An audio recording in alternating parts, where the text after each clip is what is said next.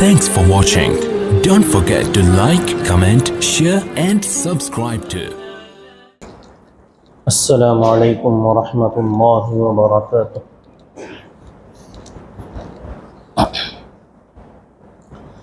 الحمد للہ نحمده ونستعینه ونستغفره ونؤمن به ونتوکل علیہ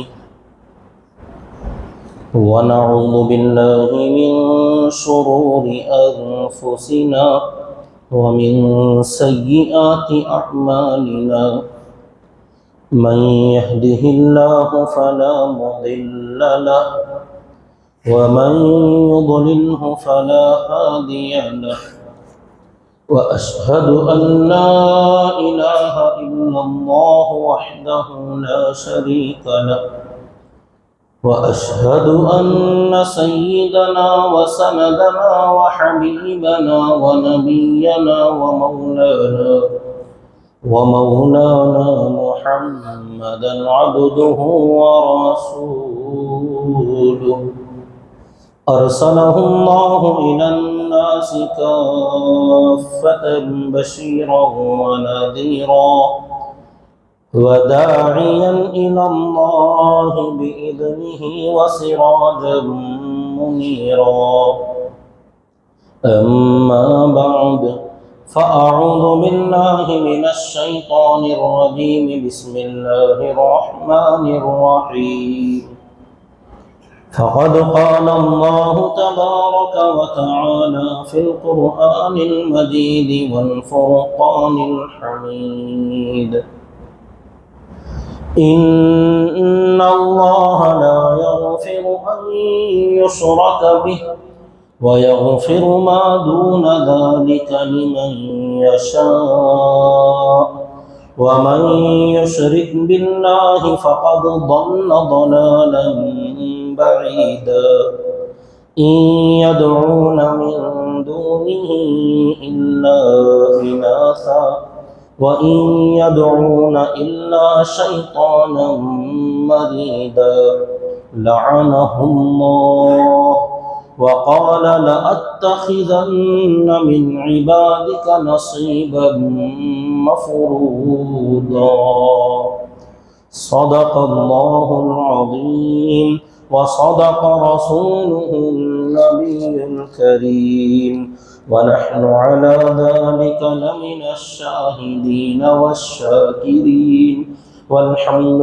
لله رب العالمين اللهم صل على محمد وعلى آل محمد كما صليت على إبراهيم وعلى آل إبراهيم إنك حميد مجيد اللهم بارك على محمد وعلى آل محمد كما باركت على إبراهيم وعلى آل إبراهيم إنك حميد مجيد۔ محترم بزرگان اسلام اور برادران ملت اور میرے معزز سامعین کرام، اللہ کے پیارے نبی جناب محمد رسول اللہ صلی اللہ علیہ وسلم کی سیرت طیبہ کا سلسلہ فتح مکہ کے بعد کے حالات تک پہنچا تھا کہ مکہ مکرمہ فتح کرنے کے بعد آپ مدینہ منورہ تشریف لے گئے، تو وہاں جانے کے چند دنوں کے بعد غزوہ تبوک کا ایک بہت ہی اہم واقعہ پیش آیا، جس واقعے سے فراغت کے بعد کا جو واقعہ تھا وہ میں گزشتہ جمعہ عرض کر رہا تھا، مناسبت کی وجہ سے کہ طائف کا جو علاقہ تھا، جو شہر تھا، اس شہر کے لوگ آخری وقت میں وفد کی شکل میں 6 آدمیوں کی ایک جماعت روانہ کی، جس کے اندر طائف کے ایک بڑے آدمی عبد یا لیل شرحبیل ابن غیلان، یہ بھی ایک یادگار شخصیت ہے، یہ بھی اس کے اندر آئے، اور عثمان بن ابی العاص نام کے ایک نوجوان صحابی 18 سال کی عمر کے، اور ایسے ہی اور 3 بڑے بڑے آدمیوں کی ایک جماعت مدینہ منورہ کو ان کا وفد آیا۔ اور یہ تفصیلی بات میں نے عرض کی تھی کہ مدینہ منورہ آنے کے بعد حضرت مغیرہ ابن شعبہ رضی اللہ تعالیٰ عنہ جو اسی خاندان کے تھے، وہ ان سے ملے اور خوشخبری سنانے کے لیے دوڑے، تو حضرت ابو بکر صدیق رضی اللہ تعالیٰ نے اللہ کا واسطہ دیا، اللہ کی قسم دلائی کہ یہ خوشی کی خبر میں سناؤں گا۔ تو ان کے بعد جب یہ قافلہ آیا تو مسجد نبوی میں ایک کونے میں ان کو ٹھہرایا گیا، قرآن مجید سکھایا گیا، نماز سکھائی گئی، دکھایا گیا پہلے۔ تو یہ جو نوجوان آدمی تھے عثمان بن ابی العاص، ان کو قافلے والے اپنے ساتھ لے کر نبی کے پاس نہیں جاتے تھے، بچہ سمجھ کر اگنور کیا جاتا تھا، ان کو پیچھے ڈھکیلا جاتا تھا۔ تو یہ جب قافلہ واپس آتا، اپنے خیمے کے اندر آتا اور وہ سو جاتے، تو یہ اکیلے اٹھ کر آتے اور جا کر اللہ کے نبی صلی اللہ علیہ وسلم کے پاس بیٹھ جاتے۔ جب آپ آرام کے لیے تشریف لے جاتے تو بقیہ صحابہ جیسے حضرت ابو بکر صدیق رضی اللہ عنہ وغیرہ صحابہ کے پاس جاتے اور مسئلے مسائل معلوم کرتے اور قرآن مجید کا علم حاصل کرتے، قرآن یاد کرتے۔ تو یہ ان کا علم کا جو شوق تھا، یہ جو تڑپ تھی، یہ خود اللہ کے نبی صلی اللہ علیہ وسلم کو اور حضرت ابو بکر صدیق رضی اللہ تعالی عنہ کو یہ بات بھا گئی، اچھی لگی۔ اب آپ نے اس پورے قافلے والوں کو دین کی دعوت دی۔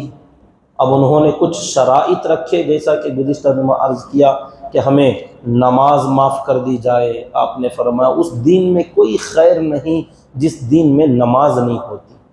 تو ایسے ہی جس آدمی میں نماز جیسی عبادت کی پابندی نہیں، تھوڑا خاموش ہو جاؤ، کیا پریشان کر رہے ہیں۔ جس آدمی میں نماز کی پابندی نہیں، اس آدمی میں بھی کوئی خیر نہیں۔ پھر انہوں نے کہا کہ ہمیں شراب پینے کی، سود کھانے کی، زنا کرنے کی اجازت دے دی جائے۔ تو آپ نے سختی سے منع کیا کہ یہ محرمات ہیں، اللہ نے جن چیزوں کو حرام کیا ہے وہ ہر حال میں حرام رہیں گے، چاہے اس کا کتنا ہی زیادہ شیوع کیوں نہ ہو جائے۔ لوگوں میں بہت زیادہ چلنے لگ گیا کہ بھئی اللہ نہ کرے کہ شراب تو عام ہو گئی ہے، کون بچ رہا ہے، سود تو ہر کوئی لے رہا ہے، دے رہا ہے، اب اس سے بچنا ناممکن ہے، جیسے لوگ بتاتے ہیں، چاہے وہ کتنا ہی عام کیوں نہ ہو جائے، شراب کا استعمال، سود کا لین دین، وہ حرام حرام ہی رہے گا، وہ منکر ہی رہے گا، وہ غیر معروف ہے۔ منکر کا مطلب جسے کوئی پہچانتا نہیں، حالانکہ پوری دنیا اسے جانتی ہے۔ سودی لین دین کیا ہوتا ہے، کیسا ہوتا ہے، کیا اس کے شرائط ہیں، پوری دنیا جان گئی، لیکن شریعت اسے کہتی ہے منکر۔ منکر ہر غلط کام کو شریعت میں ایک لفظ کہا گیا منکر، اس کی جمع ہے منکرات، جس کی اللہ نے قرآن میں کئی جگہ فرمایا تأمرون بالمعروف وتنہون عن المنکر، یأمرون بالمعروف وینہون عن المنکر وأمر بالعرف۔ تو یہ معروف کا مطلب ہے مشہور، مشہور و معروف، جسے ہر کوئی جانتا ہے۔ تو دین اسلام کی جتنی باتیں ہیں بھلی باتیں، حالانکہ دین اسلام کی ہر بات بھلی ہوتی ہے، تو تمام اسلام کی باتیں وہ مشہور و معروف باتیں ہیں، حالانکہ بہت سارے لوگ جب یہ باتیں سامنے آتی ہیں تو کہتے ہیں ہمیں معلوم ہی نہیں تھا، یہ باتیں ہم جانتے نہیں تھے۔ آج کل کون جانتا ہے ان باتوں کو، لیکن شریعت ان باتوں کو کہتی ہے معروف، مشہور باتیں ہیں وہ، چاہے کوئی جانے یا نہ جانے، کیونکہ پوری دنیا والوں کا جاننا مشہور ہونے کے لیے ضروری نہیں، بلکہ دین اسلام کے جاننے اور ماننے والوں میں یہ باتیں مشہور ہیں۔ جو دین کا علم رکھتے ہیں، جو دین کا فہم اور سمجھ رکھتے ہیں، ان کے یہاں یہ باتیں مشہور و معروف ہیں، اور دنیا میں اصل یہی لوگ ہیں جو دیندار لوگ ہیں، کیونکہ جب تک یہ ہیں دنیا ہے، اور جب یہ نہیں ہوں گے تو دنیا بھی نہیں ہوگی۔ تو اصل طبقہ یہی ہے، چاہے یہ قلیل من عبادی الشکور ہی کیوں نہ ہو، بہت قلیل بندے، تھوڑے بندے کیوں نہ ہوں، لیکن اصل بندے یہی ہیں۔ جب ان کے درمیان کوئی بات مشہور ہے تو وہ پوری دنیا میں مشہور ہی ہے۔ اسی طریقے سے منکر جسے کوئی نہیں جانتا، تو جیسے دیندار بندے، جو اللہ والے بندے، شریعت کے پابند بندے، وہ سودی لین دین کیا ہوتا ہے جانتے نہیں، مطلب اس میں پڑھتے نہیں ہیں۔ مسئلہ تو معلوم ہے، لیوا دیوی کیا ہوتی ہے وہ معلوم ہے، لیکن اس میں کبھی ملوث نہیں ہوئے نا، کبھی اس کے اندر گئے نہیں، اس فیلڈ کے اندر، تو ایسا لگتا ہے کہ ہمیں یہ کیا ہے پتہ نہیں۔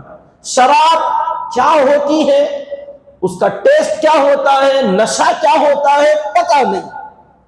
تو اسے کہتے ہیں منکر، جسے کوئی نہیں پہچانتا۔ قرآن میں کئی جگہ یہ لفظ آیا، بہت سارے لوگ اس کو پڑھتے بھی ہیں، بتاتے بھی ہیں، تأمرون بالمعروف وتنہون عن المنکر، اور ترجمے میں جو کہتے ہیں کہ نیکیوں کا حکم کرتے ہو، برائیوں سے منع کرتے ہو، حالانکہ معروف کا لفظی معنی نیکی نہیں، اور منکر کا لفظی معنی برائی نہیں۔ معروف جیسے اردو میں بھی بولتے ہیں فلاں صاحب بہت مشہور و معروف ہے، پاپولر آدمی، سب جانتے ہیں ان کو۔ تو دین اسلام کی جتنی نیکی کے کام ہیں، ان تمام نیکیوں کو مشہور اور معروف کہا جاتا ہے، اور ایسے جتنی برائی کے کام ہیں، جتنے گندے کام ہیں، جھوٹ، غیبت، چغلی، زنا، حسد، بغض، کینہ، کپٹ اور چوری، شراب نوشی، سود کا لین دین، یہ تمام چیزیں غیر معروف، کہ دیندار لوگ ان چیزوں کو بالکل نہیں جانتے کہ یہ کیا ہوتے ہیں، کیسے ہوتے ہیں۔ حالانکہ یہ الگ بات کہ آج کل دینداروں کے اندر بھی ایسی بہت ساری چیزوں کا شیوع ہو گیا، یہ چیزیں در آ گئیں، گھس گئیں لوگوں کے اندر، کہ دیندار ہو کر بھی ایسی خرابیوں سے لت پت ہیں۔ حالانکہ اصل جو دیندار بندے ہوتے ہیں، جن کی تعریف اللہ نے قرآن مجید میں فرمایا ہے کہ ابرار بندے کون ہیں، نیک بندے کون ہیں، متقی بندے کون ہیں، اللہ کے محبوب ترین بندے کون ہیں، جن کی صفات اللہ تعالیٰ نے سورہ مؤمن کے اندر اور سورہ معارج کے اندر جو صفات بیان فرمائے ہیں، کہ اصل ایمان والے بندے تو یہی ہیں جو ان برائیوں سے دور دور تک ان کا کوئی تعلق نہیں ہے۔ تو ان کو کہتے ہیں منکر۔ ایک دلیل اور دیتا ہوں تاکہ بات معلوم، کہ منکرات جسے کہتے ہیں جو کوئی نہیں جانتا۔ قبر میں جب بندہ مردہ رکھا جاتا ہے تو اس کے یہاں سوال اور جواب کرنے کے لیے دو فرشتے آتے ہیں، جن کا نام ہے منکر نکیر۔ سنائی ہوگا آپ نے، منکر نکیر۔ اب یہ منکر اور نکیر دونوں ایک ہی لفظ سے ہیں، تو یہ منکر نکیر کا جو لفظ ہے، کہ یہ ایسے لوگ ہیں جن کو ہم نے کبھی نہیں دیکھا۔ اب وہ برائی نہیں اس کا معنی کہ منکر نکیر، حالانکہ وہ فرشتے ہیں۔ اگر منکر کا معنی برائی ہوتا تو پھر یہ فرشتے برے ہو جاتے، نعوذ باللہ۔ برے نہیں، منکر کا معنی آتا ہے کہ جس کو ہم پہچانتے نہیں، جو ہم کو نہ آشنا نہ بلد، کہ جانتے نہیں، پہلی مرتبہ ان سے ہمارا کنیکشن ہو رہا ہے، پہلی مرتبہ ہم ان کو دیکھ رہے ہیں، تو اسے کہتے ہیں منکر۔ تو دین اسلام میں جتنی برائیاں جو بیان کی گئیں، ان تمام خرابیوں اور برائیوں کو منکرات کہتے ہیں۔ تو بہرحال بات ایک دوسری طرف پھیل گئی۔ علمی ایک نکتہ میں نے عرض کیا، تو ان لوگوں نے ان منکرات کی اجازت چاہی۔ اللہ کے نبی صلی اللہ علیہ وسلم نے فرمایا منکرات ہیں، یہ منہیات ہیں، اللہ نے منع فرمایا ہے، تو میں اس کی اجازت نہیں دے سکتا۔ انہوں نے شراب کی اجازت مانگی، اور سود کے کھانے کی اجازت چاہیے، زنا کی اجازت چاہیے، اور نمازیں معاف کرانے کا سوال کیا۔ اللہ کے نبی صلی اللہ علیہ وسلم نے چاروں باتیں رد فرما دی۔ پانچویں بات تھی کہ ہمارا جو بڑا خدا ہے جسے ہم ربہ کہتے ہیں، لات اس کا نام تھا، اسے توڑنے کے لیے نہ کہا جائے، تو اللہ کے نبی صلی اللہ علیہ وسلم نے اس کی بھی اجازت نہیں دی کہ نہیں وہ تو توڑا جائے گا، دین اسلام میں بت پرستی نہیں ہو سکتی، تو انہوں نے کہا ہم سے نہ توڑوائیے، چلیے ایک بات مان لیتے ہیں، ہم تم سے نہیں کہیں گے، ہماری ایک جماعت بھیجیں گے۔ تو بہرحال وہ لوگ اپنے علاقے میں آئے، آتے آتے انہوں نے مشورہ کیا کہ بتاؤ بھائی جائیں گے اور اپنی قوم سے جب بات چیت ہوگی وہ لوگ پوچھیں گے تو ہم کیا جواب دیں گے؟ کیا ہم ان کی باتیں مان کر آ گئے، ہم کلمہ پڑھ کر آ گئے تو کہیں یہ جیسے عروہ ابن مسعود الثقفی ہمارے قوم کے بڑے آدمی تھے، ان کا انہوں نے جو حشر کیا، مار دیا ان کو، کہیں ہم سب کو نہ مار دیں، تو انہوں نے بڑی چالاکی سے اپنے قبیلے میں جانے کے بعد لوگوں نے گھیر لیا، پوچھا کیا ہوا، تو انہوں نے پہلے پلان بنایا تھا کہ ہم ان کو ڈرائیں گے، خوب اپنے قبیلے کو خوب ڈرائیں گے۔ ایسے انہوں نے آتے کہا کہ بھئی ہم جس شخص کے پاس گئے تھے یعنی اللہ کے نبی صلی اللہ علیہ وسلم، وہ بڑے سخت آدمی ہیں، بڑے سخت کٹھن آدمی، اور ایسے ایسے کہ ہم نے جو بھی بات رکھی وہ ہماری بات مانتے ہی نہیں۔ ہم نے کہا نمازیں چھوڑ دو، ہم سے کہا نہیں ہوتا، ہم نے کہا زنا کی اجازت دو، شراب کی اجازت دو، اور ہمیں سود کے لین دین کی اجازت دو، کہتے ہیں یہ بھی نہیں مانتا۔ ہم نے کہا ہمارا خدا تو چھوڑ دو، بت ہمارا، تو کہتے ہیں اس کو بھی نہیں چھوڑتے، اتنے سخت۔ تو ان لوگوں نے جو کہ مسلمان ہو گئے تھے یہ الفاظ ہمارے نبی پاک صلی اللہ علیہ وسلم کے بارے میں کہا کہ یہ سخت ترین آدمی ہے۔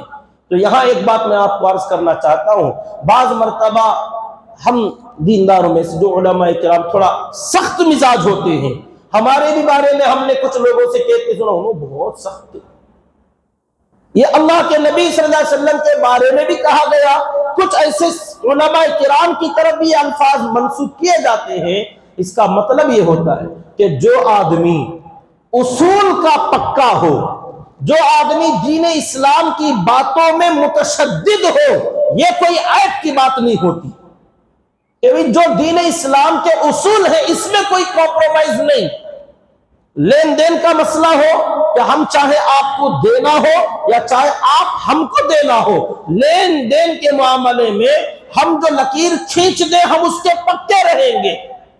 ہمارے کچھ ایسے معاملات ہمارے ہوتے ہیں، ہمارے قرآن کا بھی نظام چلتا ہمارے یہاں جو کہ ایک دم جائز طریقے سے، اس میں ہمارے کچھ علماء کرام بھی، حالانکہ اکثر و بیشتر ہمارے عوام ساتھی ہمارے اس کے اندر ہوتے ہیں، یہ ایک مولانا صاحب بغیر نام بتائے کہ عرض کرتا ہوں شامل ہوئے، انہوں نے لین دین کے اندر تھوڑا سا ہمیں پریشان کیا تو ہم نے سختی کے ساتھ ڈانٹ کر ان کو بھی نکال دیا، نہیں آپ نہیں چل سے ہمارے ساتھ۔ تو انہوں نے جا کر لوگوں سے کہا مولانا بہت سخت ہے، ہاں ہم جو اصول ہیں ان اصول کے اندر متشدد رہیں گے، کیونکہ یہ ہمارے رب کا حکم ہے کہ جو دین اسلام کی پابندی والے باتیں ہوں گی ان کے اندر آپ کو سختی کے ساتھ، اس کے اندر مداہنت نہیں ہونا چاہیے۔ وَدُّوا لَوْ تُدْهِنُ فَيُدْهِنُونَ کہ اگر آپ ان اصول میں ڈھیلے پڑ جاؤ گے تو لوگ چاہتے ہیں کہ ہم بھی آپ کے ساتھ تھوڑا ڈھیلے پن کا معاملہ کریں،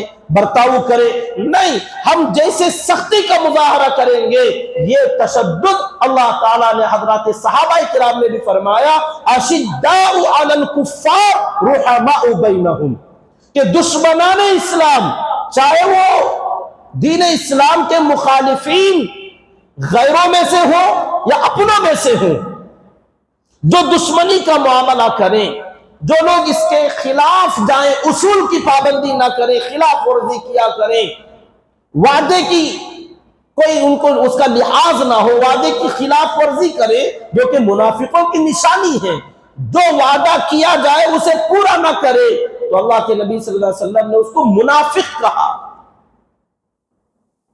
کہ المؤمن اذا وعد وفا، مسلمان اور مؤمن تو وہ ہوتا ہے جب وعدہ کرے تو پورا کرے گا، اور المنافق اذا وعد اخلف، جب وہ کوئی وعدہ کرتا ہے تو اس کو وعدے کی کوئی پرواہ نہیں ہوتی، خلاف ورزی کرتا ہے، بولے ٹھیک ہے دیکھ لیں گے۔ تو ایسے لوگوں کے خلاف سختی کا اظہار کرنا یہ عیب نہیں، یہ حسن ہے، یہ خوبی ہے۔ یہ ہر جگہ خواہ مخواہ کی سختی نہیں، ہر جگہ شارٹ ٹیمپر نہیں ہونا چاہیے، بلکہ جہاں آدمی کو غصے کی بات ہو اس جگہ پر آدمی کو غصہ نہ آئے تو ایسے آدمی کو گدھا کہا گیا کہ جو غصے کی بات ہے، جہاں سختی کا اظہار کرنا چاہیے وہاں اس کو سختی نہیں آتی، وہاں اس کو غصہ نہیں آتا، ایسا آدمی تو انسان نہیں، وہ تو گدھا ہے۔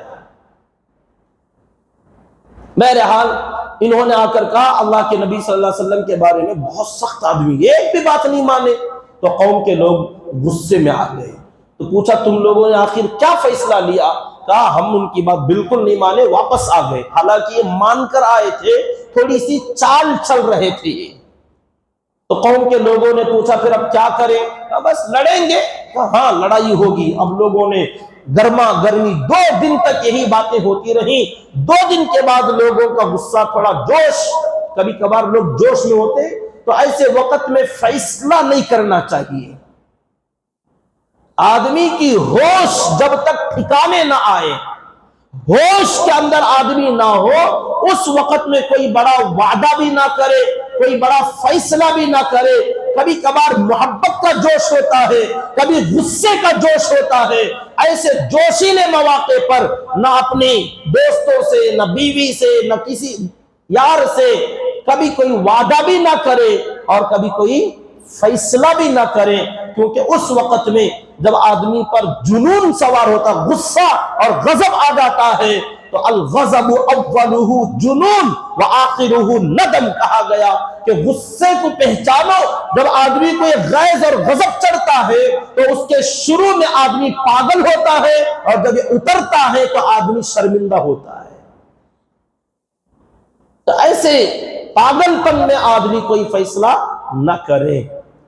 تو ان لوگوں نے بھی بڑے جوش و خروش کے اندر آ کر تیاریاں تو کی، بعد میں 2 دن کے بعد جب جوش ٹھنڈا ہوا، ہوش ٹھکانے آئی، تو پھر لوگوں نے کہا یار کس سے لڑیں گے؟ پھر وہی بات، سب لوگ پورے قبیلے مسلمان ہو گئے ہیں، تو ہم کہاں تک مقابلہ کریں گے؟ تو آخر اس جماعت کے پاس پھر آئے، وہ جو لوگ مدینہ جا کر آئے تھے، ان سے کہا اب آپ کو پھر دوبارہ مدینہ جانا چاہیے۔ کہا کیا واسطے؟ کہ جاؤ ان کی جتنی شرطیں ہیں سب مان لو۔ کیا سچ کہتے ہو؟ ہاں بالکل، اب اس کے علاوہ کوئی راستہ بھی تو نہیں ہے، لڑ بھی تو نہیں سکتے۔ تو جب یقین ہو گیا کہ پوری قوم سچ کہہ رہی ہے، تو ان لوگوں نے کہا ہم تم سے پہلے مان کر آ گئے۔ تو ان کو پھر غصہ آیا، کہا پہلے کیوں نہیں بتائے؟ کہا یہی بات تھی، جیسے 2 دن پہلے اگر بتا دیتے تو وہ جو لڑائی کی تیاری تم نے کی تھی وہ سارا غصہ ہم پر نکلتا۔ تو ہم نے انتظار کیا کہ یہی ہوش و حواس کے اندر ہم نے فیصلہ لیا تھا، اب تمہاری بھی ہوش و حواس ٹھکانے آئی ہے، تو اب ہم فیصلہ سناتے۔ اور وہ لکھا ہوا فرمان دکھایا کہ ہم نے یہ ساری باتیں طے کر کے آئے ہیں، اور یہ بھی بتایا کہ 5 شرطیں ہم نے رکھی تھی، ایک بھی منظور نہیں ہوئی، آخری 6ویں شرط منظور ہو گئی، وہ یہ کہ ہمارا بت ہمارے ہاتھوں سے نہ گرایا جائے، ہم کو حکم نہ دیا جائے، آپ کر لیں یہ کام۔ چلیے ٹھیک ہے۔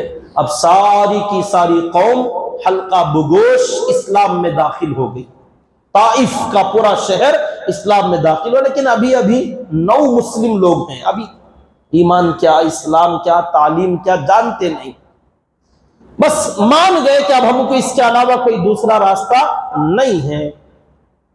تو 1-2 دن کے بعد مدینہ منورہ کی وہ جماعت اللہ کے نبی صلی اللہ علیہ وسلم نے جو بھیجی تھی، حضرت مغیرہ ابن شعبہ، حضرت ابو سفیان بن حرب رضی اللہ تعالی عنہما، ان کے ساتھ ایک چھوٹی سی جماعت آئی۔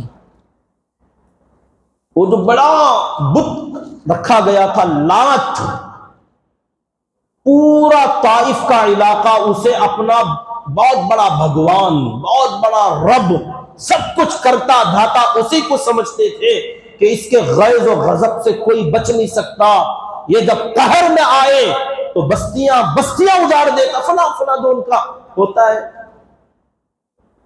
عقیدے بنا لیتے ہیں۔ تو حضرت مغیرہ ابن شعبہ رضی اللہ تعالیٰ آئے اور اس بت کا دروازہ کھولا اور اندر آئے، تمام لوگ دیکھنے کے لیے جمع ہوئے۔ کتابوں میں ایک بڑی عجیب تعبیر کے ساتھ ایک جملہ لکھا ہے کہ عورتیں بغیر چپل پہنے کے ہوش و حواس کھو بیٹھی تھیں، سروں پر دوپٹے ڈالے بغیر. اور لکھا ہے کتاب میں ایک عجیب سا جملہ، آج کے زمانے میں کوئی عجیب نہیں لگتا، اس زمانے کے لیے بڑی عجیب بات لکھی ہے کہ دوشیزائیں، کنیائیں، جو باکرہ لڑکیاں ہوتی ہیں، یہ لڑکیاں کنیزائیں اور دوشیزائیں، ایسی نوجوان عورتیں اس منظر کو دیکھنے کے لیے اپنے سروں پر کپڑا لینا بھول گئیں، اپنے سروں کو چھپانا بھول گئیں. تو مطلب یہ تھا کہ اس زمانے میں بھی عورتیں چاہے کفر میں کیوں نہ ہو اپنے سر ڈھانکا کرتی تھیں. رواج تھا، یا آج فیشن جو بنا دیا، لوگوں نے فیشن کو اتنا قبول کر لیا، غیروں نے اپنا دھرم بھول گئے. کہتے سناتنی ہیں ہم، لیکن سناتن میں کیا ہے ان کے دھرم میں بھول گئے. اپنی دیوتاؤں کے وہ جو ہسٹریاں پڑھتے ہیں، اس کے اندر تک جب وہ بناتے فلمیں تو اس میں بھی دکھایا جاتا ہے کہ ان کی وہ دیوتائیں، ان کی وہ جو عورتیں ہیں وہ بھی اپنا سر ڈھانپا کرتی تھیں، اور وہ غیر پرائے مردوں کے سامنے بے حجاب آنا پسند نہیں کرتی تھیں. اپنا کلچر بھول گئے.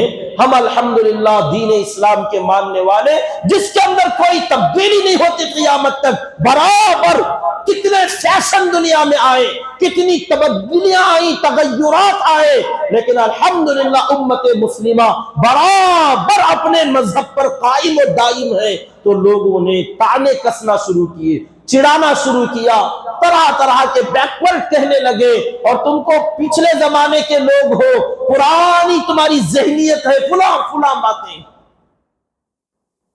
تو اس وقت کا ایک جملہ لکھا کہ ایسی دوشیزائیں جو تھیں وہ اس منظر کو دیکھنے، اس ماحول کو دیکھنے کہ ہمارا خدا گرایا جا رہا ہے، کیا ہوگا یہ دیکھنے کے لیے سر پر کپڑا رکھنا بھول گئی.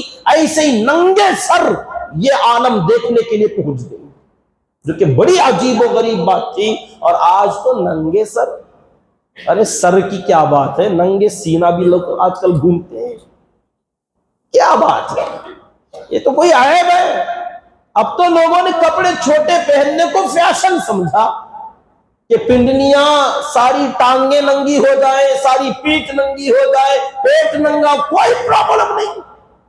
ہم تو کھلے مزاج کے ہیں، ہم تو پچھلے زمانے کے نہیں، زمانہ ترقی کرتا گیا، اتنی ترقی کی کہ دیواروں پر کپڑے آ گئے، کھڑکیوں پر پردے آ گئے، دیواروں پر پردے آ گئے، دروازوں پر پردے آ گئے، اور اپنے جسم کے پردے گل ہو گئے. اپنے جسم کو ڈھانکنا بھول گئے، دروازوں کو، کھڑکیوں کو، اور ایسے سجائے.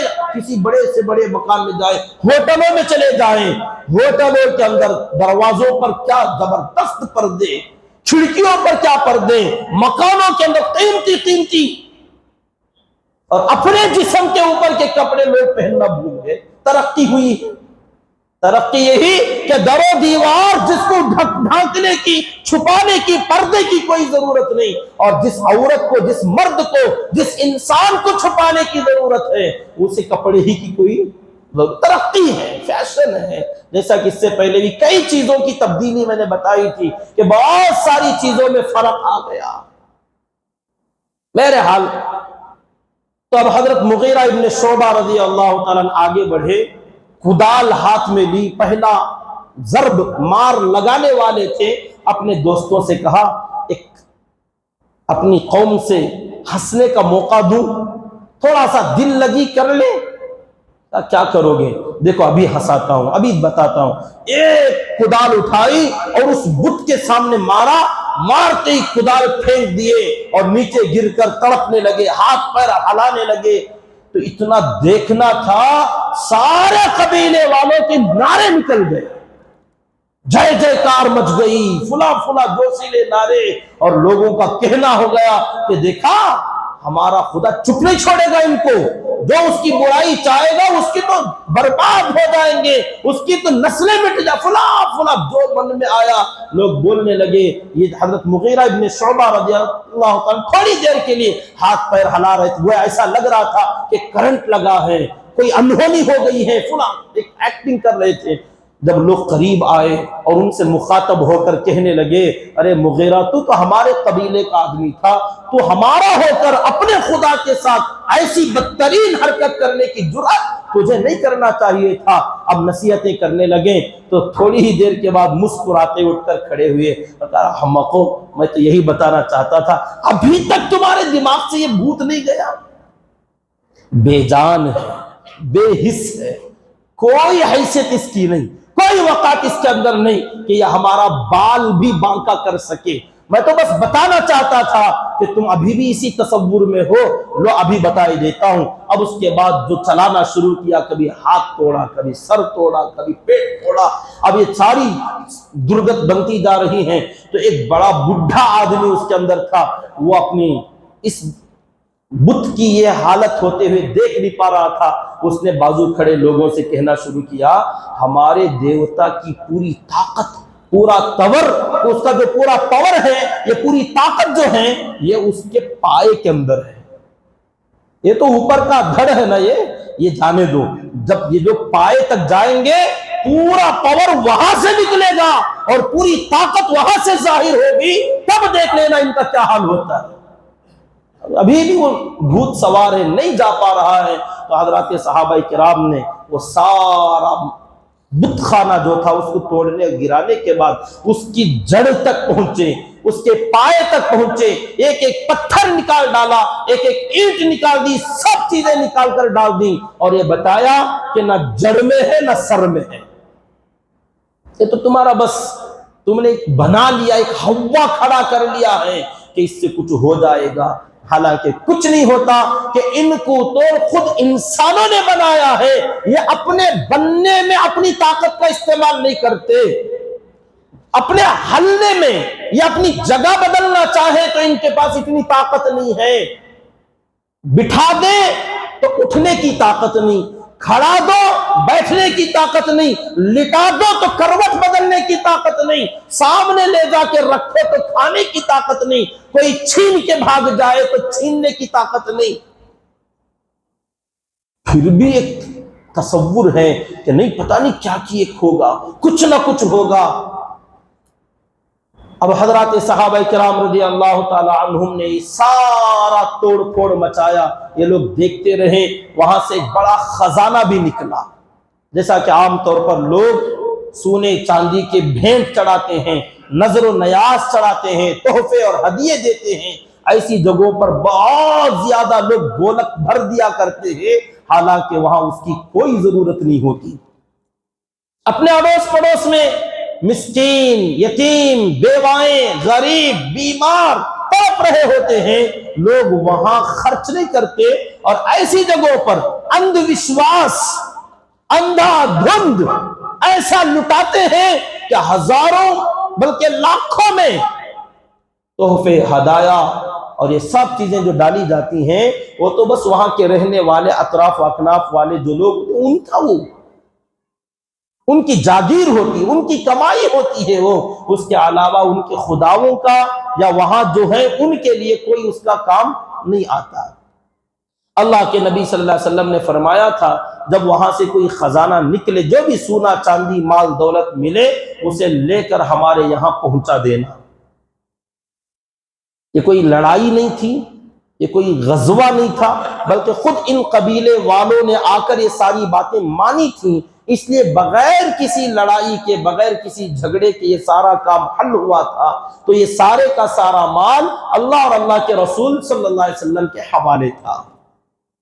یہ حضرات لے کر وہاں پہنچے، مدینہ منورہ واپس آئے۔ اب سارے طائف والوں کا دل بدل گیا، سمجھ گئے کہ اچھا آج تک ہم لوگ ہوا میں قلعہ بنا رہے تھے، آج تک ہم لوگ دھوکے میں پڑے ہوئے تھے، ہم نے کیا سمجھا تھا کہ اس کے اندر یہ طاقت ہے، اس میں یہ قوت ہے، یہ کچھ کرے گا یا ہمیں پالے گا یا ہمیں کچھ مدد کرے گا یا ہمیں اولاد دے گا یا ہماری بیماریاں ٹھیک کرے گا۔ ارے جب اس کے اوپر مصیبت آتی ہے تو یہ خود اپنا کچھ نہیں کر سکتا، خاک ہماری مدد کرے گا۔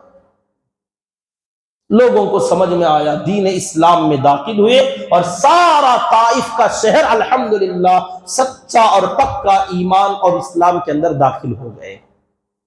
یہ حضرات صحابہ کرام واپس مدینہ منورہ آئے اور آ کر جو کارگزاری تھی سنائی، اور سارا مال جو ملا تھا وہاں کا اللہ کے نبی صلی اللہ علیہ وسلم کے دربار میں رکھ دیا، پیش کر دیا۔ ہم نے پہلے بتایا تھا حضرت عروہ ابن مسعود ثقفی جو اس قبیلے کے بڑے آدمی تھے، جو اپنے بچوں اور نوجوان لڑکیوں سے زیادہ ان کی قدر کرتے، ان کا احترام کرتے اور ان کی اتنی عزت کیا کرتے تھے، اپنے قبیلے کے لوگ اپنی بچیوں سے زیادہ ان سے محبت کیا کرتے تھے۔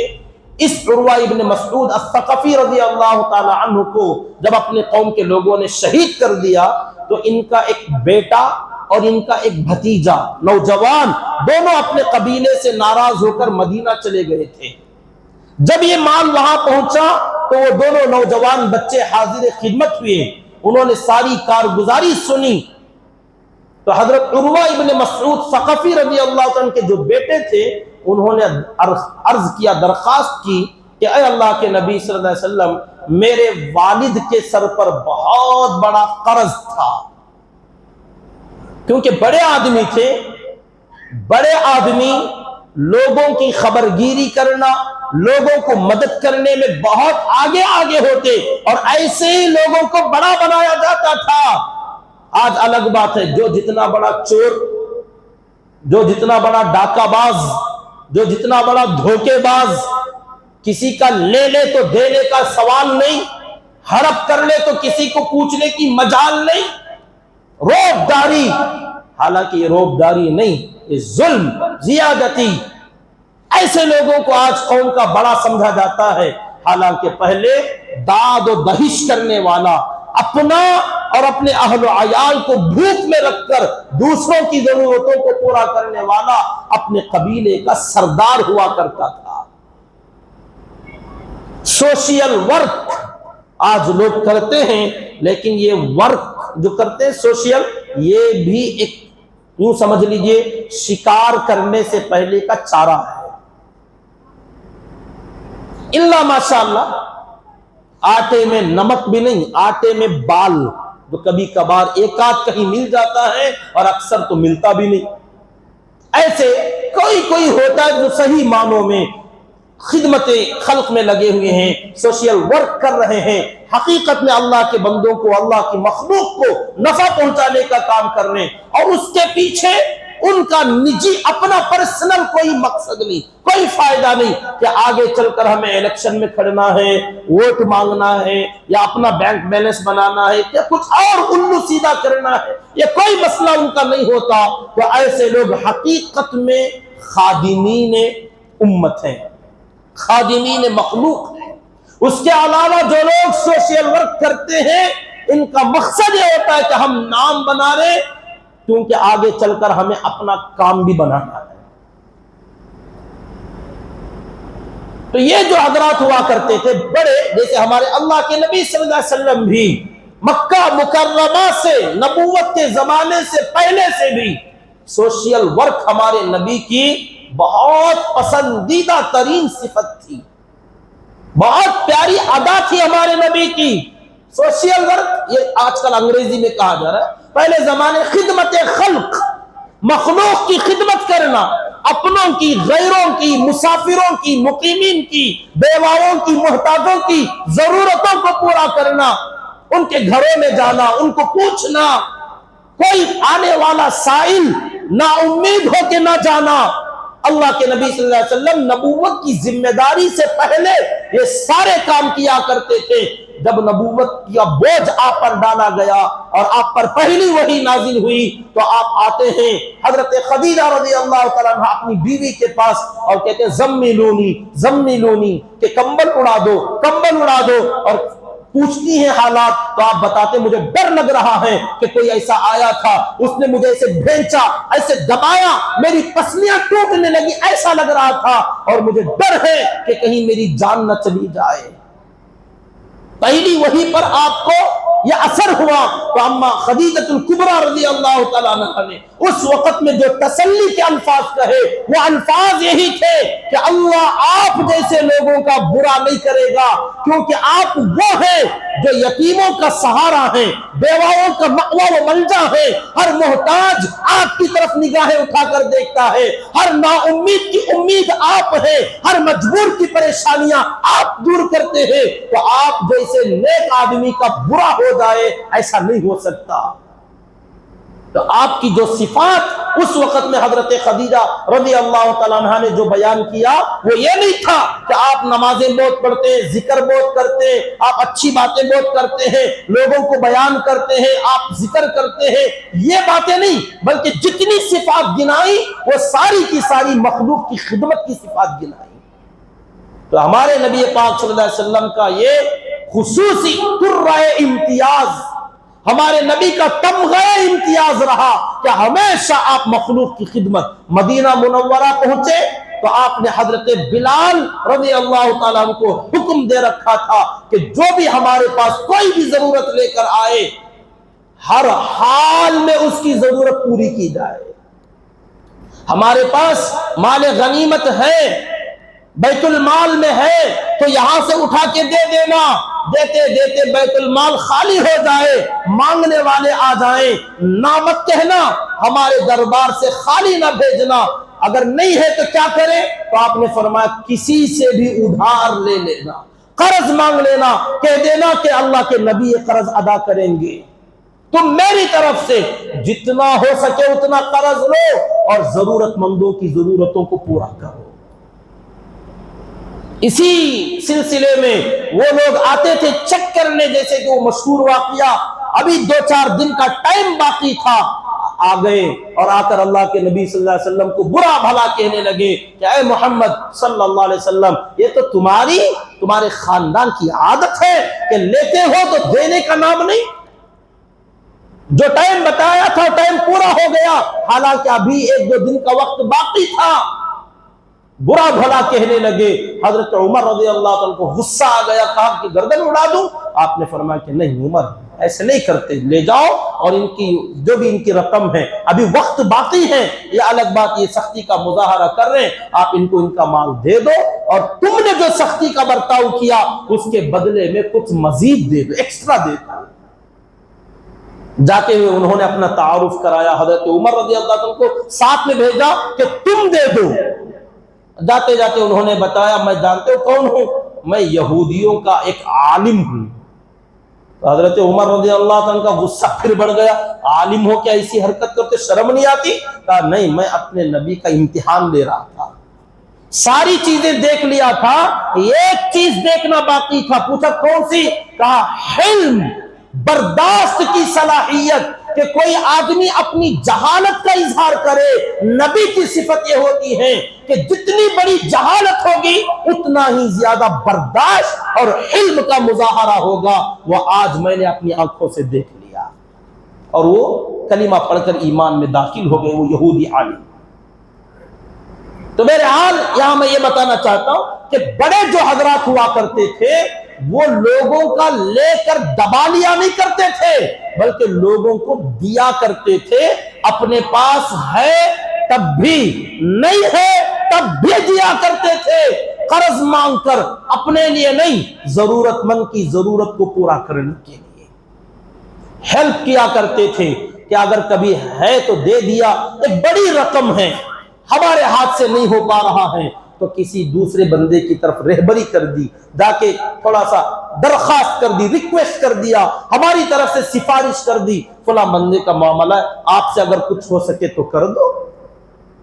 حضرت ابن عباس رضی اللہ تعالیٰ عنہما کی وہ روایت آئے گی رمضان کے واقعات میں، اعتکاف کے اندر، کہ اعتکاف میں ہے، ایک آدمی نے آ کر کہا قرض چڑھا ہوا ہے، قرض خواہ آ کر مطالبہ کر رہا ہے، میں دے نہیں پا رہا، بس آپ آ کر بات کر دیں تو وہ آپ کی بات مان جائے گا۔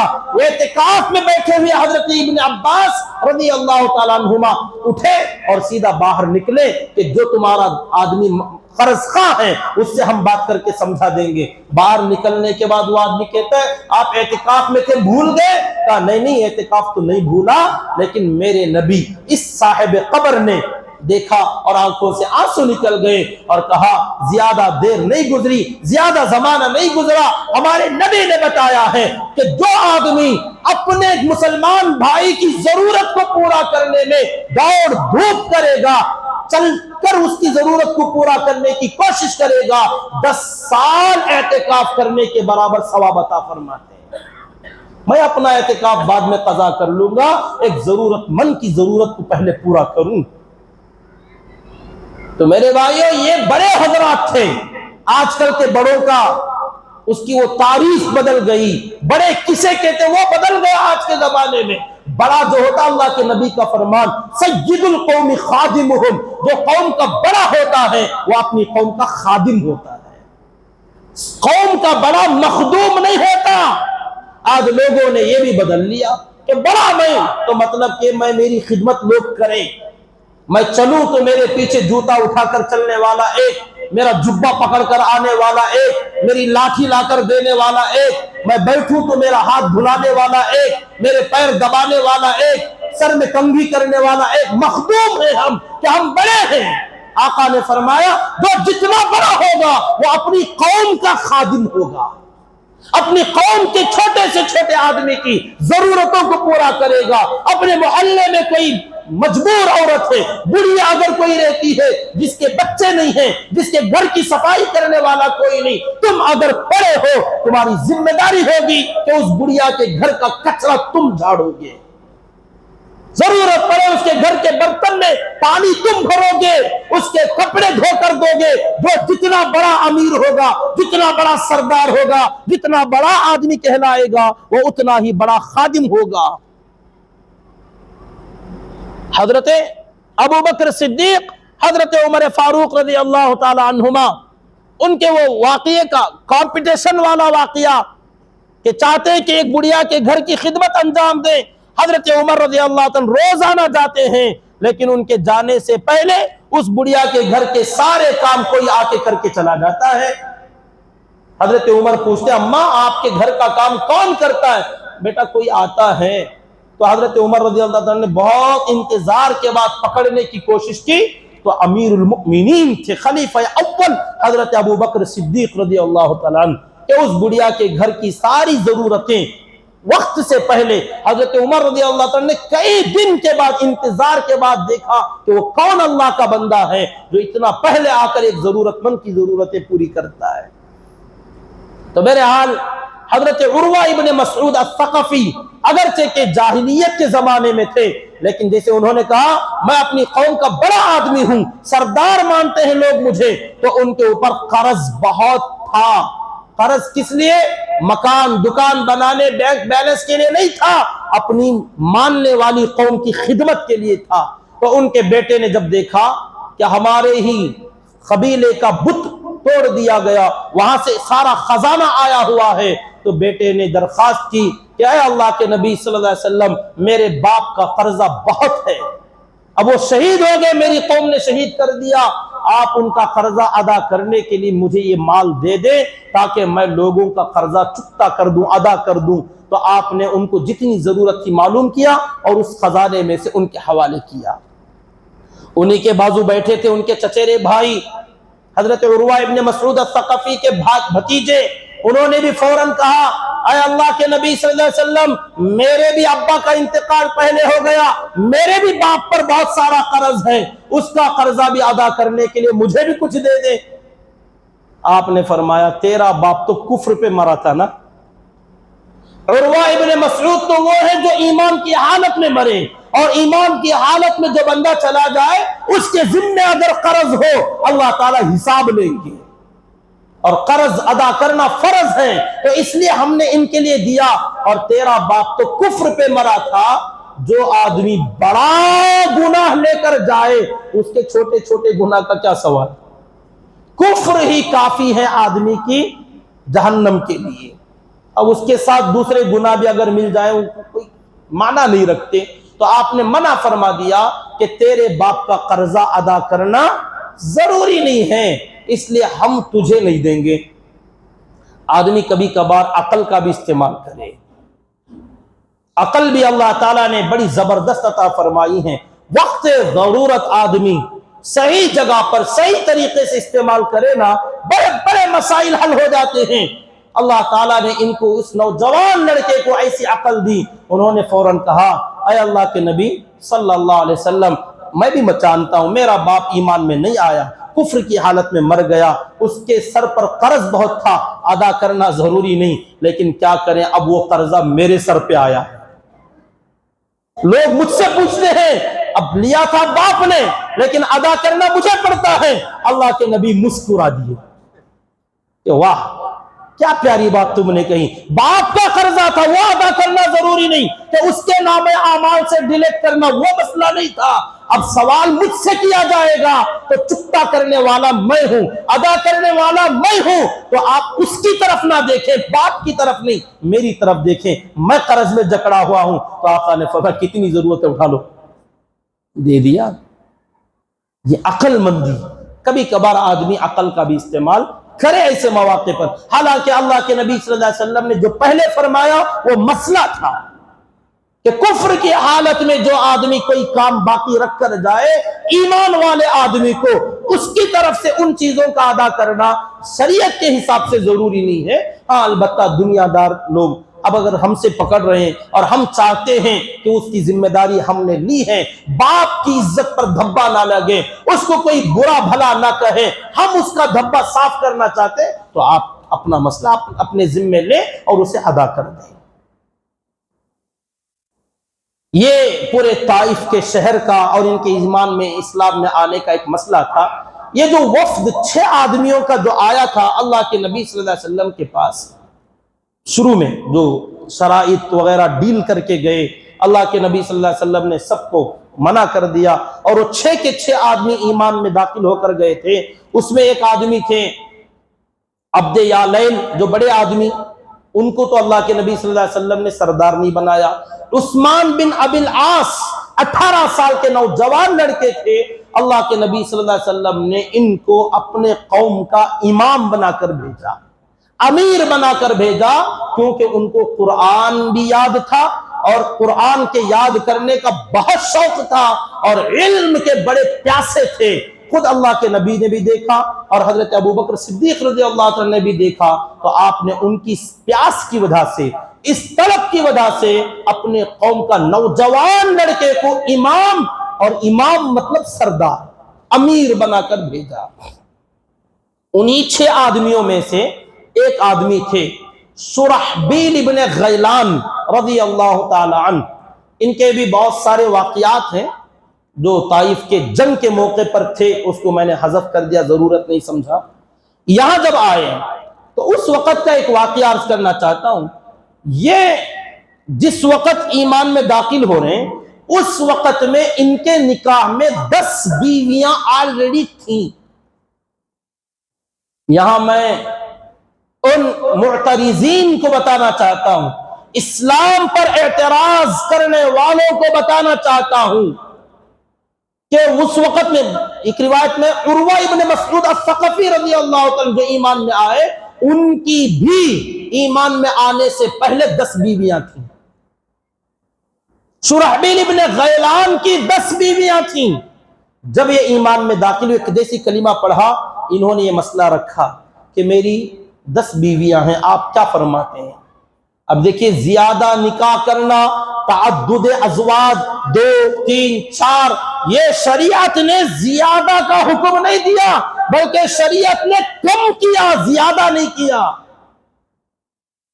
جو ماحول جانتا نہیں، کورا ہے، اندھا ہے، ناواقف ہے، وہ آج کے زمانے میں بیٹھ کر اس زمانے کو ٹیلی کرتا ہے اور کہتا ہوں اس زمانے میں ایک بیوی نہیں پال سکتے، ایک بیوی نہیں سنبھال سکتے، 4 کی اجازت ہے۔ ارے یار اس زمانے میں 10 پال لیا کرتے تھے، 20 رکھ لیا کرتے تھے، تو شریعت نے ان کو کہا اتنے زیادہ نہ رکھو، آخری حد ہے 4۔ ماحول، زمانہ، علاقہ، اس اعتبار سے سمجھا جائے گا کہ یہ آیتیں، یہ احکامات کب آئیں۔ اچھا بعد والوں کے لیے تو اللہ تعالیٰ نے وہ بھی فرمایا فَمَن لَّمْ يَسْتَطِعْ مِنكُمْ فَوَاحِدًا، کہ تم میں سے جو آدمی طاقت نہیں رکھتا ایک ہی بس ہے، ضروری نہیں ہے 4 نکاح، تعدد ازواج فرض نہیں ہے، اجازت ہے، اجازت مطلب جہاں ضرورت ہو، جہاں تقاضا ہو وہاں شریعت نے اجازت دی۔ تو دشمنان اسلام جو ناواقف ہیں وہ اعتراض کرتے ہیں۔ تو اللہ کے نبی صلی اللہ علیہ وسلم نے حضرت شرحبیل بن غیلان رضی اللہ تعالیٰ عنہ سے فرمایا تمہیں 10 میں سے 4 کی اجازت ہے، 4 تم طے کر لو، بقیہ کو آزاد کرو اپنے نکاح سے، اجازت نہیں ہے۔ تو اس کے بعد انہوں نے 4 بیویاں اپنے نکاح میں رکھیں، باقی 6 آزاد کر دی، طلاق دے دی۔ تو یہی شرحبیل بن غیلان رضی اللہ تعالیٰ عنہ کا ایک اور واقعہ، بہت سارے واقعات ان کے ہیں، یہ بہت عقل مند آدمی تھے اور بڑے ہی خوبصورت کاروباری آدمی، اور ان کی بہت پہنچ تھی۔ اسلام میں داخل ہونے سے پہلے ایک پتے کی بات، بہت ہی اہم ضروری بات بتانا چاہتا ہوں۔ ان کا سفر ہوا کسرا ایران کے علاقے میں، تو شاہ ایران کسرا کے دربار میں حاضری ہوئی، بادشاہ تھا۔ ان سے جب بات چیت ہوئی تو اس نے سارے کیفیات حالات معلوم کیے، پوچھا تو بتایا اتنی بیویاں، اتنے بچے، تو بہت بڑا گھرانہ تھا ان کا، بیویاں 10، بچے کتنے ہوں گے تعداد تو معلوم نہیں، تو بہرحال ہوں گے یقیناً۔ تو اس بادشاہ نے پوچھا، ایک پتے کی بات میں آپ سے پوچھنا چاہتا ہوں جو آج میں آپ کو بھی بتا دوں۔ کہا بادشاہ کسرا نے کہ جب کسی کی اولاد زیادہ ہوتی ہے، ایک سے زیادہ جب اولاد ہو جائے تو ماں باپ کو سب سے زیادہ پیارا کون ہوتا ہے؟ بچوں کو، اولاد کو سمجھنے کا ایک سوال ہے۔ بعض مرتبہ جو ہم سب اولاد ہیں اپنے ماں باپ کے، تو اعتراض ہوتا ہے، جہاں کوئی ایک اولاد ہے اس کو کوئی سوال ہی نہیں، جہاں 2-4 ہو جائیں ایک حسد سی پیدا ہوتی، ایک جلن سی پیدا ہوتی ہے کہ گھر میں کس کی ویلیو زیادہ ہے۔ عام طور پر لوگ کہتے ہیں لاڈلا بچہ، چھوٹا جو ہوگا وہی، حالانکہ ایسا نہیں ہوتا۔ یہ ماں باپ جانتے ہیں، اولاد نہیں سمجھتی۔ ہاں اولاد اس وقت اس مسئلے کو جانتی ہے جب ماں باپ نہیں ہوتے اور یہ ماں باپ بن چکے ہوتے ہیں۔ اس وقت تک ان کا تو بس ایک ہی رونا دھونا کہ ماں مجھے نہیں چاہتی، باپ مجھے نہیں چاہتا، حالانکہ ایسا نہیں۔ تو بادشاہ نے پوچھا جب کسی ماں باپ کی اولاد زیادہ ہو جائے تو سب سے زیادہ پیار کس بیٹے پر، کس بیٹی پر یا کس اولاد پر آتا ہے؟ بڑے پتے کی بات انہوں نے بتائی، سب سے زیادہ پیارا اپنی اولاد میں وہ بچہ ہوگا یا وہ بچی ہوگی جو کسی ضرورت سے گھر کے باہر سفر میں ہو۔ سب سے پیارا بچہ وہ ہوگا جب تک کہ وہ سفر سے واپس گھر کو نہ آ جائے۔ گھر میں آ گیا تو پھر سب برابر، کیونکہ یہ آنکھوں سے دور ہے، اوجھل ہیں، تو ماں موجودہ بچے کی اتنی فکر نہیں کرتی، لگتا ایسے ہے کہ اس کی فکر اتنی نہیں، اس کی بہت زیادہ، کیونکہ وہ آنکھوں سے پرے ہے، اوجھل ہے۔ بیٹا کھایا، پانی پی لیا، طبیعت کیسی ہے، آرام کر لیے، دوائی لے لیے؟ اب یہ گھر والا سوچتا ہے یار میری تو کوئی فکر ہی نہیں، میں بازو میں لیٹا ہوں مجھے کچھ پوچھتے ہی نہیں، اور بار بار فون کرنے کہ بیٹا کیسا ہے، کل پوچھے تھے، صبح میں پوچھے، پھر دوپہر میں پوچھ رہے، پھر شام میں پوچھتے طبیعت ٹھیک ہے؟ یار کیا بات ہے۔ دیکھو جو بچہ آنکھوں سے دور ہوگا، جو سفر میں ہوگا، وہ تمام اولاد میں سب سے پیارا بچہ ہے ماں باپ کی نظر میں۔ کب تک؟ جب تک کہ وہ پردیس سے دیس میں نہ آ جائے، واپس اپنے گھر میں نہ آ جائے۔ جب آ گیا تو پھر سب کے برابر۔ پھر اس کے بعد سب سے پیارا وہ بچہ ہے جو بیمار پڑا ہوا ہے۔ ماشاءاللہ 4-5 اولاد میں یہ وہ لوگ کیا جانے جو ایک رکھ کے جھیل رہے ہیں، جن کی ایک ہی اولاد، وہ کیا جانے اس مزے کو۔ جن کی 4-5 کثرت اولاد ہے وہ اس فرق کو سمجھ سکتے ہیں، بڑا اس کا لطف آئے گا، اس کا مزہ آئے گا کہ آج یہ پتے کی بات معلوم ہو رہی ہے۔ فرمایا کہ جو بچہ بیمار پڑ جائے نا، ماں باپ کی نظر میں سب سے پیارا بچہ وہ ہوگا جب تک کہ اس کی صحت ٹھیک نہ ہو جائے، چاہے وہ بڑا لڑکا ہو یا درمیان والا ہو یا آخری والا، کوئی فرق نہیں پڑتا۔ کیونکہ جو کمزوری میں آ گیا، سفر میں جو تھا وہ کمزور ہے، بیچارہ اپنا کھانا خود بنا رہا ہے، اپنے کپڑے خود دھو رہا ہے، اپنا آرام کا خیال خود کر رہا ہے، اس کے آزو بازو نہ ماں ہے نہ باپ، وہ سب کچھ اپنے کندھوں پہ اٹھایا ہوا ہے، تو سب سے زیادہ قابل رحم وہ بچہ ہے۔ اس کے لیے تو ماں ہے، باپ ہے، دوسرے بھائی بہن سب ہیں، زیادہ فکر کی ضرورت نہیں۔ جو بیمار پڑ گیا، خود نہیں کھا رہا، خود نہیں اٹھ رہا ہے، خود نہیں چل پا رہا ہے، تو سب بچوں میں سب سے زیادہ فکر اس کی ہوتی، کیونکہ یہ فی الحال کمزور ہے۔ کب تک یہ پیارا رہے گا؟ جب تک کہ یہ پھر صحیح سالم تندرست نہیں ہو جاتا۔ اچھا ہو گیا سب کے برابر۔ پھر فرمایا تیسرا سب سے پیارا وہ بچہ ہے جو سب سے چھوٹا ہوتا ہے۔ کب تک؟ جب تک کہ وہ بھی بڑا نہ ہو جائے۔ جب بڑا ہو گیا تو پھر وہ بھی بڑوں کی لسٹ میں آ گیا، سب برابر۔ ہاں بچے رہیں گے چھوٹے تو اس وقت تک ان کو خدمت کی۔ اب بڑے لوگ سمجھتے ہیں ہم نہ کبھی ایسا نہیں کریں، نا نہیں کرتے تو تمہیں وہاں تک نہیں جاتے، تمہارے ساتھ اس سے زیادہ کیا گیا۔ پہلا والا جو ہوتا ہے، کیونکہ وہ اپنی ماں اور باپ کی سب سے پہلی اولاد ہوتی ہے، سب سے پہلی اولاد، اور اس کے اوپر جو پیار، اس کے اوپر جو نگرانی، اس کے اوپر جو دیکھ بھالی ہوتی ہے کہ پہلی اولاد ہے، پوری خاندان کی نظریں، پورے توجہات، سب کچھ اس کے اوپر لٹایا جاتا ہے۔ لیکن جب یہ بڑا ہو گیا، ایک سے دو چار اولادیں ہو گئیں، تو جب سب سے کمزور ہے، یہ قابل توجہ ہے، یہ مخدوم ہے، اس کی خدمت کی ضرورت ہے، تو ساری توجہیں اس کی طرف لگتی ہیں۔ اس کی سمجھ میں نہیں آتا، تمہاری سمجھ میں آ رہا ہے۔ لوگ سمجھتے ہیں ہمارے ساتھ نہیں کیے، تمہارے ساتھ یہ سب کچھ ہو گیا، بلکہ اس سے زیادہ ہوا تمہارے ساتھ۔ لیکن فرق یہ کہ تمہارے ساتھ جب کیا گیا تمہاری سمجھ میں نہیں آتا تھا، اب سمجھ میں آ رہا ہے تو تم نے حسد کرنا شروع کیا۔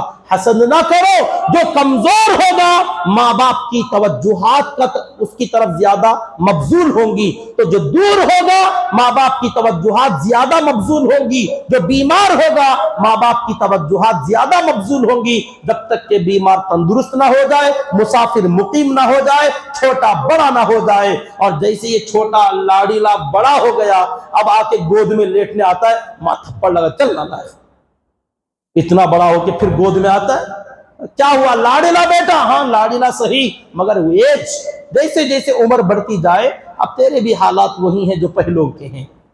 تو یہ تفصیل حضرت شرحبیل ابن غیلان رضی اللہ تعالیٰ نے بتایا تھا، جو مزے کی بات تھی۔ بہرحال میں نے یہ عرض اللہ تعالیٰ سے دعا کر لیں کہ اللہ رب العزت ہم تمام کو آج کے درس میں جو شرک اور بت پرستی کے متعلق جو باتیں تھیں، اللہ تعالیٰ ہم تمام کو ان کفریات سے، لغویات سے حفاظت فرمائے۔